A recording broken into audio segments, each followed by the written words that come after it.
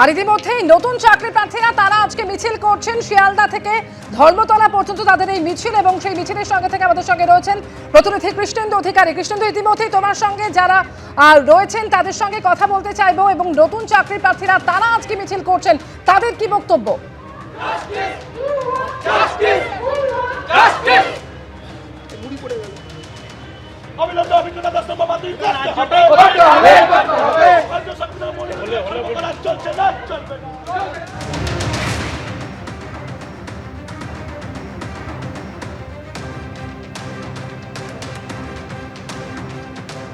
কৃষ্ণেন্দু অধিকারী সরাসরি আমাদের সঙ্গে রয়েছেন। শিয়ালদা থেকে ধর্মতলা পর্যন্ত নতুন চাকরি প্রার্থীরা মিছিল করছেন।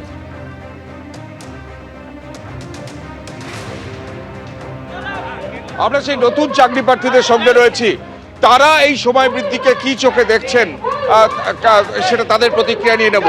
যারা এখানে আছেন তারা কিন্তু কেউ শিক্ষকতা করেন না, তারা একদম ফ্রেশ চাকরি প্রার্থী। তারা চাকরির পরীক্ষায় বসেছেন, তারা দাবি করছেন তারা বৈষম্যের শিকার। আজকে সুপ্রিম কোর্ট যে নির্দেশ দিয়েছে, সময়সীমা যেটা 31 ডিসেম্বরের মধ্যে সমস্ত নিয়োগ প্রক্রিয়া শেষ করার যে নির্দেশ দেওয়া ছিল, সেটাকে টাইমটাকে এক্সটেন্ড করা হয়েছে, 31 আগস্ট করা হয়েছে, প্রায় 8 মাস বাড়ানো হয়েছে। এই সময়সীমার মধ্যে যারা অযোগ্য হিসেবে চিহ্নিত নন তারা বেতন পাবেন, তারা চাকরিও করতে পারবেন। এই যে সময়সীমা বৃদ্ধির সিদ্ধান্তকে কি চোখে দেখছেন আপনারা নতুন পরীক্ষার্থী? দেখুন, আপনাকে একটা কথা বলি, যত ভাবনা সব যোগ্য, ওই যে যোগ্য বলছে না তাদের নিয়ে ভাবনা। কারণটা আসলে দেখুন, এখানে কিন্তু চাল থেকে কাকড় পর্যন্ত আলাদা করা সম্ভব হয়নি। কারণ আসলে এখানে কোনো না কোনোভাবে সে ইন্টারভিউ হোক আর সাদা খাতে চাকরিটা কিন্তু পেয়েছে, কিন্তু যে কোনো পেয়েছে কিন্তু। এবং দেখুন, ওপর থেকে নিচ পর্যন্ত এই করাপশনের সঙ্গে কিন্তু যুক্ত এই তৃণমূল কংগ্রেসের সমস্ত নেতারা। যদি আজকে তাদের যদি না বাড়ানো হয়, ভোটের আগে কিন্তু পাবলিক ওই সমস্ত মাস্টার মশাইরা, চোর মাস্টার মশাইরা কলার ধরে কুকুরের মতো মারবে। তাতে কি হবে? তৃণমূল কংগ্রেসের এই কমিশনের, এই যে শিক্ষামন্ত্রীর, তাদের একটা দাগ লাগবে এর ফলে, এবং দাগ লাগবে এর ফলে কিন্তু তারা কি করবে? তাদের কিন্তু ভোটের বৈতরণী তারা পেরোতে পারবে না। তারা কোনোভাবে এই মাঠটাকে বাঁচিয়ে ভোটের বৈতরণীকে পার করবার জন্য এই গভীর ষড়যন্ত্র তারা করছে, এবং তাদের বারবার মেয়াদ বাড়াচ্ছে। এই যে মধ্যশিক্ষা পর্ষদ বা কমিশন, তারা বারবার চাইছে যে সময়সীমা বৃদ্ধি করতে চেয়েও ছিল, আজকে সুপ্রিম কোর্ট সেই আবেদনে সাড়া দিয়েছেন। এই যে সময়সীমা বৃদ্ধি, এই সময়ের মধ্যে নিয়োগ প্রক্রিয়া সম্ভব নয়। নতুন চাকরি প্রার্থীরা কি ভাবছেন? দেখুন, সময় দিয়েছে ভালো কথা, আমরা এমনি কোর্টে লড়ছি, হাইকোর্টে। আমাদেরও একটা সুযোগ থেকে গেল যে পরবর্তীতে আইনি পদক্ষেপ কি নেব আমরা, সেটা নিয়ে দেখবো আমরা কি করা যায়। কারণ আমরাও চেয়েছি যে যোগ্য লিস্ট বের করতে, সরকারকে বারবার বলেছি, এসএসসি দপ্তরকে বলেছি, শোনেনি। কিন্তু আমরা চাইছি যে মেয়াদ বৃদ্ধি করেছে ভালো কথা, কিন্তু আমাদের রাস্তার লড়াই জারি থাকবে। এবং আমরা পরবর্তী যে আরও সুযোগ পেয়ে গেলাম হাইকোর্টে, আমাদের বিচার ব্যবস্থার প্রতি আমরা সন্তুষ্ট বা রাজি থেকে গেলাম যে কি হবে পরবর্তী। আজকে আপনাদের মিডিয়ার মাধ্যমে আমি বলি, আজকে যদি কমিশন এই কালা গেজেট না তৈরি করতো, তাহলে কিন্তু এই যে আগস্ট পর্যন্ত সময়সীমা বাড়ানোর কোনো প্রয়োজন ছিল না। কারণ ডিসেম্বরের মধ্যে সমস্ত রিক্রুটমেন্ট হয়ে যেত। কিন্তু এই কমিশন নিজেও চায় যে এই প্রসেস, এই রিক্রুটমেন্ট যত লেন্দি হবে তত দুর্নীতি ঢুকে পড়বে, স্বচ্ছতা তত থাকবে না। কমিশন এটাই চায়। আর আমাদের এখানে আমরা সুপ্রিম কোর্টের সম্মান জানিয়ে বলছি যে সুপ্রিম কোর্ট হয়তো কোনো ভাবনা চিন্তা করে এটা বলেছেন, কিন্তু আমরা চাই খুব দ্রুত স্বচ্ছতার সাথে এই রিক্রুটমেন্ট হোক, আর এই 10 নম্বর বাতিল হোক। কারণ যতক্ষণ পর্যন্ত 10 নম্বর বাতিল হবে না, অর্থাৎ তারা চাইছেন এই 10 নম্বর বাতিল করতে হবে।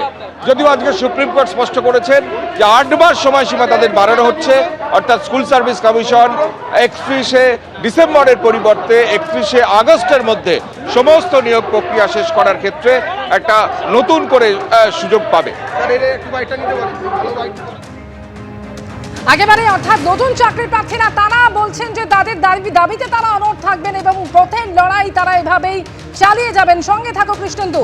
এর আগে সুপ্রিম কোর্টের নির্দেশ ছিল যে যোগ্যরা 31শে ডিসেম্বর পর্যন্ত চাকরিতে বহাল থাকতে পারে, আর সেই সময়সীমা বাড়ানোর জন্য সুপ্রিম কোর্টে আবেদন করেছিল মধ্যশিক্ষা পর্ষদ 2026 সালের 1 সেপ্টেম্বর পর্যন্ত অথবা নতুন নিয়োগ প্রক্রিয়া শেষ না হওয়া পর্যন্ত এরা যাতে কাজ করতে পারে তার জন্যই আবেদন করেছিল মধ্যশিক্ষা পর্ষদ। আর এবার সুপ্রিম কোর্টের এই নির্দেশ, এখানে সুপ্রিম কোর্ট জানিয়ে দিল যে 31শে আগস্ট পর্যন্ত চাকরি করতে পারবেন যোগ্য চাকরিহারারা।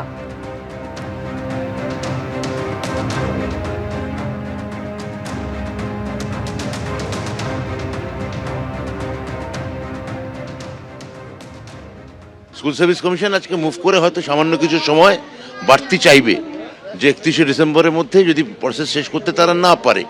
এবার এটা কতদিন চাইবে বা না চাইবে সেটা এসএসসি কে আমি বলেছি, আমার সঙ্গে এসএসসি মিটিংও হয়েছে এই নিয়ে। এসএসসিকে আমি বলেছি এটা আপনারা স্থির করুন, কারণ এত বড় সিস্টেম, গোটা রাজ্য জুড়ে এতগুলো ইন্টারভিউ, এতগুলো ভেরিফিকেশন, এতগুলো ছেলে মেয়ের ভবিষ্যৎ, সব মিলিয়ে এটা এসএসসি ঠিক করবে যে যখন যদি স্বচ্ছতা এবং মেধা যেহেতু তাদের কাছে একমাত্র প্রায়োরিটি, তারা কতদিন চাইবে। আমার ধারণা দিন 15 বেশি তাদের চাওয়া, এক্সটেনশন চাওয়া হয়তো তারা চাইবে না, সেইভাবেই আমার সঙ্গে সেই মোতাবেক কথা হয়েছে। আজ বিকাশ ভবন অভিযানে সামিল হয়েছেন দৃষ্টিহীন চাকরি প্রার্থীরা এবং তাদের সঙ্গে রয়েছেন যোগ্য চাকরিহারা শিক্ষক সুমন বিশ্বাস। আমাদের প্রতিনিধি ঐশী মুখোপাধ্যায় সরাসরি এই মুহূর্তে রয়েছেন। ঐশী, সুপ্রিম কোর্টের যে নির্দেশ, সেই নির্দেশ ইতিমধ্যেই আমরা শুনলাম। তোমার সঙ্গে যারা রয়েছেন, যে সমস্ত চাকরি প্রার্থীরা রয়েছেন, কি বলছেন তারা? একেবারে দেখো, 8 মাস বর্ধিত হলো তাদের চাকরির মেয়াদ, বহাল থাকবে আরও 8 মাস চাকরি এবং তার সঙ্গে পাবেন বেতন। তবে স্বস্তির হাসি নেই তাদের মুখে। তাদেরকে জিজ্ঞেস করবো, এই যে সুপ্রিম রায়, আরও 8 মাস আপনাদের চাকরিতে বহাল থাকার সুযোগ, সেক্ষেত্রে কেন স্বস্তি মিলছে? দেখুন, এটা একটা টেম্পোরারি রিলিফ। আমরা বলছি এ সপ্তাহ কি দরকার ছিল? মহামান্য সুপ্রিম কোর্ট বারবার নিজেদের অবস্থান পরিবর্তন করছে। যোগ্যদের তালিকা সরকারের কাছ থেকে কেন নিতে পারছে না? সুপ্রিম কোর্টের এক্সট্রিম পাওয়ার কেন ব্যবহার করতে পারছে না?